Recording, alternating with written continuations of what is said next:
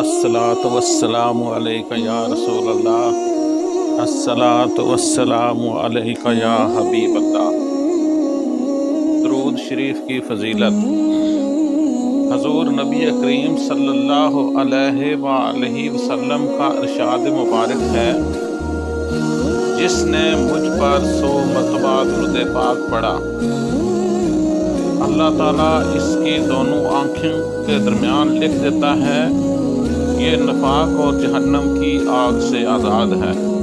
صلو علی الحبیب، الصلاۃ والسلام علیک یا رسول اللہ، الصلاۃ والسلام علیک یا حبیب اللہ، الصلاۃ والسلام علیک یا رسول اللہ، الصلاۃ والسلام علیک یا حبیب اللہ۔ دیکھیں درود پاک کی کتنی بڑی فضیلت ہے۔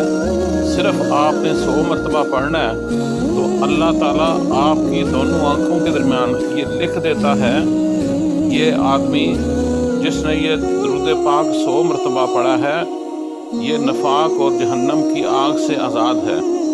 اے مومنو، تم بھی بار بار اپنے نبی پہ درود پڑھو، کیونکہ درود پڑھنے کا اللہ نے حکم دیا ہے۔ وہ قرآن پاک میں فرمایا ہے، ان اللہ و ملائکتہ یصلون علی النبی یا ایھا الذین آمنوا صلوا علیہ وسلموا تسلیما۔